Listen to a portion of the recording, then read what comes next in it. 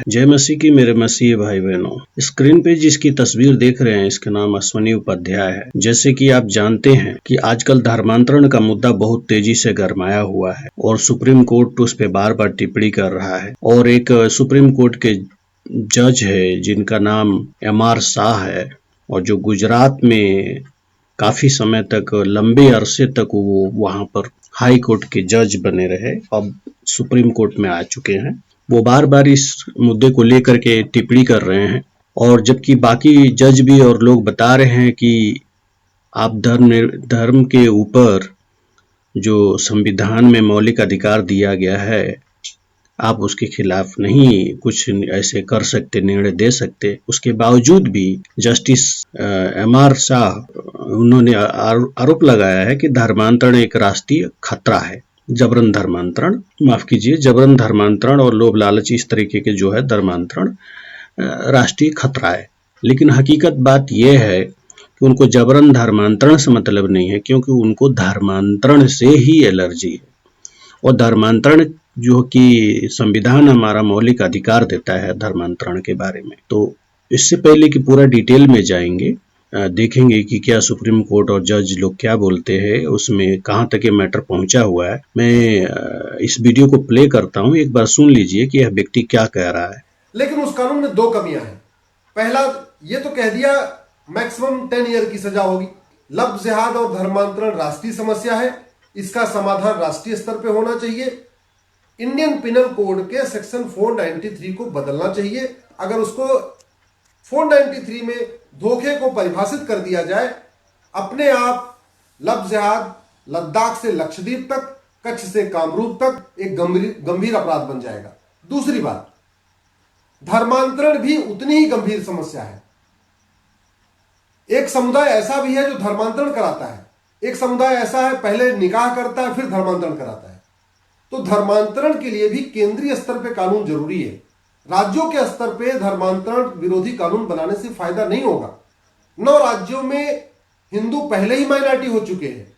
अगर हम अब भी लफ्ज़ जिहाद और धर्मांतरण के खिलाफ राष्ट्रीय स्तर पे कानून नहीं बनाएंगे तो आने वाले टाइम में हिंदू और कई राज्यों में माइनॉरिटी हो जाएंगे।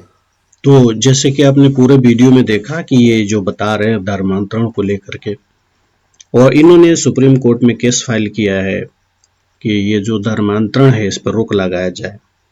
और जैसे कि आप जानते हैं कि ये लोग लोभ लालच का हवाला देते हैं और बहला फुसला करके धर्मांतरण का आरोप लगाकर झूठा आरोप लगाते हैं और लगा करके हमारे बहुत सारे पास्टर्स और प्रचारक लोगों को जेल में डाल दिए, मुकदमा दर्ज कर दिए।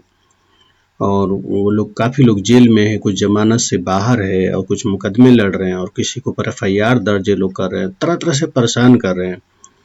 तो इनका मेन मकसद है कि धर्मांतरण जो मौलिक अधिकार में दिया हुआ है उसको ख़त्म कैसे करा जाए। तो ये लोग ख़त्म तो नहीं कर पा रहे, लेकिन उसको इतना कठिन कर रहे हैं कि वो जल्दी इजीली कोई उसको कर ना पाए। तो इसको लेकर के काफ़ी सुप्रीम कोर्ट में जो हुआ है उसके बारे में देखते हैं कि आगे की क्या हो रहा है, उसमें कहाँ तक मैटर पहुँचा है। तो दोस्तों, ये न्यूज़ एक्सपोज एशिया है और इसने इस मैटर को पब्लिश किया है और यहाँ पर आप देख सकते हैं।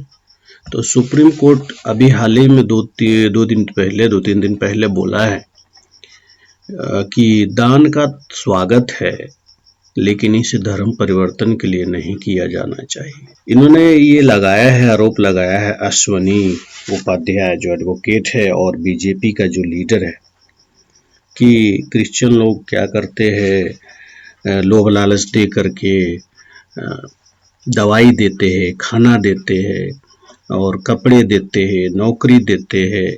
इस तरीके से लोगों को लालच दे करके धर्म परिवर्तन करवाते हैं। ऐसा बोल के उसने आरोप लगाया है और सुप्रीम कोर्ट में केस फाइल किया है कि इस कानून को जबरन धर्मांतरण रोका जाए, इसका कुछ खास कानून बनाया जाए, डायरेक्शन दिया जाए ताकि धर्मांतरण रुक सके। लेकिन जैसे कि आप जानते हैं कि हमारा मौलिक अधिकार है कि हम जिस भी धर्म को चाहे मान सकते हैं, अपना धर्म परिवर्तन कर सकते हैं और हमें कोई नहीं रोक सकता इससे। यह हमारा संविधान इजाजत देता है। इसलिए सुप्रीम कोर्ट में बैठे जो संघ के जज हैं, संघ से जुड़े हुए, बीजेपी से जुड़े हुए, वो लोग चाह के भी इस कार्य को नहीं कर पा रहे हैं, लेकिन फिर भी इसको और टेढ़ा करने का कोशिश कर रहे हैं। तो इसको देखते हैं कि इसमें क्या दिया हुआ है। तो ये पूरा मामला यहाँ पर आप देख सकते हैं। दान का स्वागत है, लेकिन इसे धर्म परिवर्तन के लिए नहीं किया जाना चाहिए, सुप्रीम कोर्ट का कहना है अदालत का। भाजपा नेता अश्विनी उपाध्याय की उस याचिका पर सुनवाई कर रही है जिसमें केंद्र और राज्य सरकार को जबरन धर्मांतरण रोकने के लिए कदम उठाने का निर्देश देने की मांग की गई है। इसने अश्विनी उपाध्याय ने एक याचिका दायर किया है सुप्रीम कोर्ट में, और जो उसमें और मांग किया है कि राज्य सरकार को और केंद्र सरकार को निर्देश दिया जाए कि जबरन धर्मांतरण रोके जाएं। लेकिन आप जैसे कि जानते हैं कि जबरन धर्मांतरण नाम का कोई चीज नहीं है। दान के कृत्यों का स्वागत है, सुप्रीम कोर्ट बोलता है दान के कृत्यों का स्वागत है, लेकिन उन्हें धर्म परिवर्तन के मकसद से नहीं किया जाना चाहिए। ये तो हमने पहले पढ़ लिया। आगे देखते हैं कि इस केस की सुनवाई जो जस्टिस एम.आर. शाह कर रहे हैं, जो मोदी के बहुत करीबी है। हाल ही में आपने सुना होगा, यह व्यक्ति जो सुप्रीम कोर्ट का जो जज है, हम सुप्रीम कोर्ट का और माननीय सुप्रीम कोर्ट का और वहाँ के जो भी जज है उनका स्वागत करते हैं और आदर करते हैं। हमारा उनको ठेस पहुँचाने या उनका अनादर करने का मकसद नहीं है। हम केवल सच्चाई उजागर करना चाहते हैं इस न्यूज के द्वारा, वीडियो के द्वारा। तो जस्टिस एम.आर. शाह जो हैं बीजेपी के बहुत करीबी हैं, मोदी के भी बहुत करीबी हैं, गुजरात के बहुत करीबी हैं, और वो इस समय बैठे हुए हैं हमारे सुप्रीम कोर्ट में, हमारे देश के। और उन्होंने कई सालों तक, लगभग 15-20 सालों तक, उससे भी ज़्यादा हो सकता है, लेकिन ऐसे इन्होंने गुजरात में हाई कोर्ट का जज लंबे समय तक बने रहे और वहाँ पर मोदी जी का हुकूमत चल रहा था। तो इनका अच्छा करीबी रिश्ता है और घनिष्ठ है और संघ से जुड़े हुए व्यक्ति है, ये उनके बातों से पूरा पता लगता है। हाल ही में भी उन्होंने मोदी के बहुत तारीफों के पुल बांधे थे और भूल गए थे कि वो जो है कि सुप्रीम कोर्ट के जज है ऐसा। तो इसको लेकर के सुप्रीम कोर्ट के बार एसोसिएशन जो है, वकील लोगों ने बहुत कुछ इनको बोला, तब जाके फिर भी इन्होंने बहुत कुछ इनका बुराइयां उन लोगों ने किया और इसका विरोध जताया कि अपनी गरिमा को नहीं भूलना चाहिए। तो आप इससे अंदाजा लगा सकते हैं कि कितने बड़े भक्त हैं मोदी के, और ये जानबूझ करके इस मैटर को और आगे डेट दे के, जबकि मौलिक अधिकार साफ साफ बोलता है कि भाई हमारे इसको आप खत्म नहीं कर सकते, इस अधिकार को, धर्म परिवर्तन के अधिकार को, लेकिन फिर भी इस पर सुनवाई करके जानबूझ के परेशान करने के लिए ऐसा ये कार्य कर रहे हैं। तो जस्टिस एम.आर. शाह ने भारतीय जनता पार्टी के नेता अधिवक्ता अश्विनी कुमार उपाध्याय द्वारा दायर एक याचिका पर बयान दिया है जिसमें काले जादू, अंधविश्वास और जबरन धर्मांतरण को रोकने के लिए केंद्र सरकार और राज्य सरकारों को निर्देश देने की मांग की गई है। ठीक है। जस्टिस शाह और श्री रवि कुमार की बेंच इस मामले की सुनवाई कर रही है। सोमवार को अदालत ने कहा कि नागरिकों को दवा खाद्यान्न देकर धर्मों में परिवर्तन करने के लिए लुभाना एक गंभीर मामला है।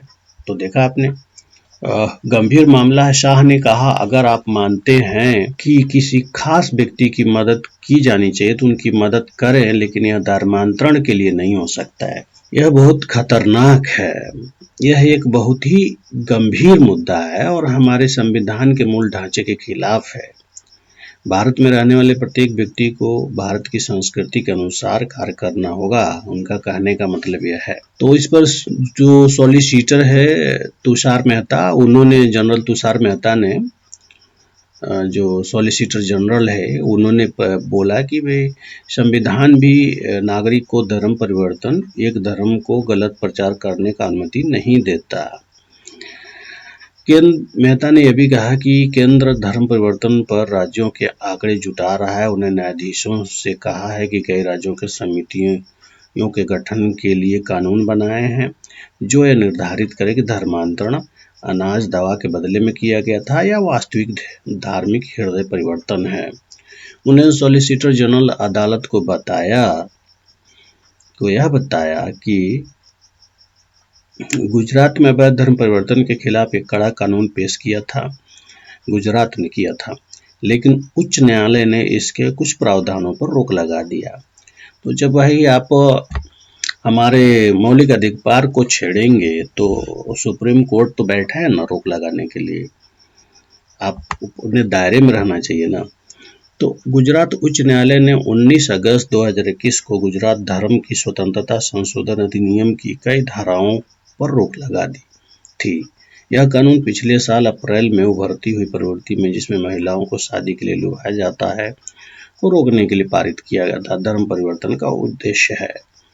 पिछले हफ्ते गुजरात सरकार ने उच्च न्यायालय के आदेश के खिलाफ उच्चतम न्यायालय का रुख लिया।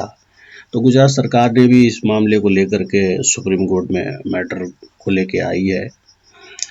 हालांकि सोमवार को सुप्रीम कोर्ट बेंच ने कहा कि अगर गुजरात की विशेष अनुमति याचिका पर वर्तमान याचिका में सूचीबद्ध नहीं है तो वह इस मामले के गुजरात के आवेदन पर विचार नहीं कर सकती है।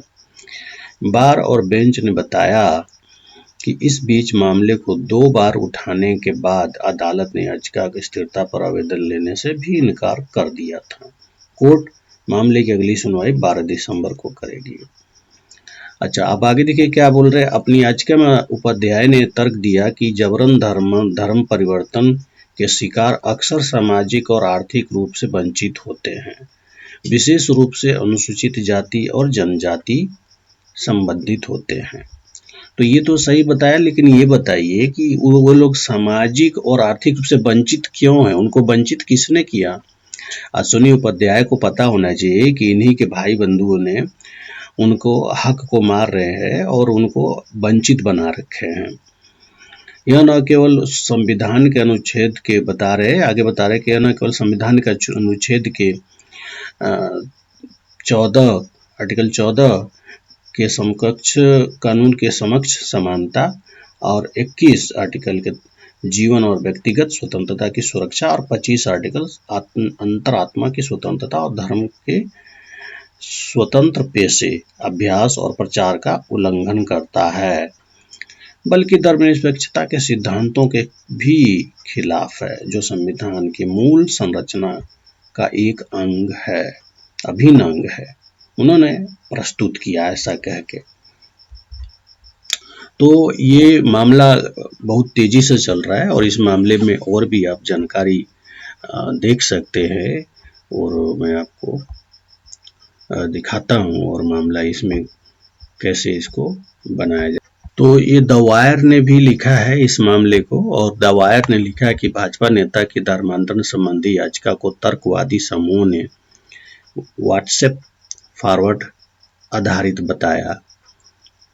देखिए, तो यहाँ पर क्या दिया हुआ, इसने बताया कि केरल युक्तिवादी संगम ने सुप्रीम कोर्ट में भाजपा नेता अश्विनी उपाध्याय द्वारा धर्मांतरण के मुद्दे पर लगाई गई याचिका में हस्तक्षेप करने के लिए आवेदन दिया है। संगठन का कहना है कि उपाध्याय की जनहित याचिका social media forward, YouTube video और व्हाट्सएप चैट पर आधारित है। इसमें किए गए दावों का कोई विश्वसनीय तथ्यात्मक आधार नहीं है। तो वहीं इसका विरोध भी हो रहा है, इन्होंने जो लगाई है याचिका। लेकिन आप जानते हैं कि संघ ने अपने भक्तों को सुप्रीम कोर्ट से लेकर के अपने देश के हर एक संवैधानिक उच्च एजेंसियों में बैठा चुका है, जो लोग जानबूझ के इसे परेशान करने का कोशिश करते हैं। केरल की एक तर्कवादी संस्था ने सुप्रीम कोर्ट में धर्मांतरण पर लगाई गई एक जनहित याचिका, जिसे शीर्ष अदालत ने सुनवाई योग्य माना है, में हस्तक्षेप करने के लिए आवेदन दिया। संस्था का कहना है कि जबरन धर्मांतरण पर असत्य और उन्माद फैलाती है।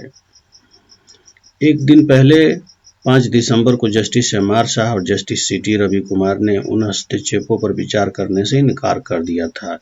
भाजपा नेता अश्विनी उपाध्याय धोखे से कथित धर्मांतरण के खिलाफ दाखिल की गई याचिका को खारिज करने की मांग की गई थी। पीठ ने जोर देकर कहा कि यह मुद्दा बहुत गंभीर है और कहा कि लालच देकर, दवाइयां देकर धर्मांतरण गलत है। तो इस तरीके से अमार शाह ने अपनी भक्ति निभाई और उन्होंने इसे बताया। और दूसरा आप देख सकते हैं एबीपी ने भी इस मैटर को उछाला है, मैटर को बताया है।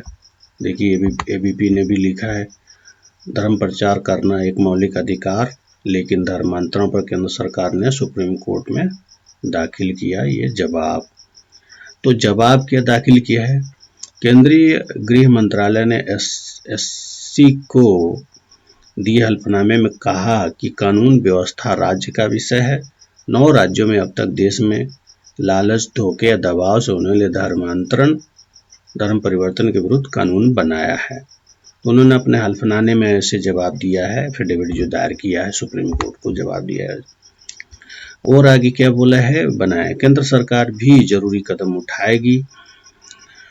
केंद्र ने सुप्रीम कोर्ट के एक पुराने फैसले का हवाला देते हुआ कि धर्म का प्रचार करना एक मौलिक अधिकार है, लेकिन किसी का धर्म बदलना कोई अधिकार नहीं है। तो इस तरीके से उन्होंने जवाब दिया। सुप्रीम कोर्ट के जस्टिस एम.आर. शाह की अध्यक्षता वाली 2 जजों की बेंच अवैध धर्मांतरण को रोकने के लिए कड़ा कानून बनाने की मांग पर सुनवाई करी। पिछली सुनवाई में कोर्ट ने इस तरह धर्म परिवर्तन को देश की सुरक्षा के लिए खतरा बताया था। कोर्ट ने केंद्र सरकार से याचिका पर जवाब देने के लिए कहा था, तो उन्होंने जवाब दिया था ऐसे। तो इस तरीके से ये मामला काफ़ी तेज़ी से चल रहा है और दैनिक भास्कर ने भी इसको निकाला है। जबरन धर्म परिवर्तन देश की सुरक्षा के लिए खतरा, सुप्रीम कोर्ट ने ऐसे कहा।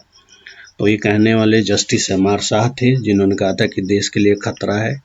जिनसे देश के लिए खतरा है उनके बारे में तो देखते नहीं है, उन मामलों को तो उठाते नहीं लोग।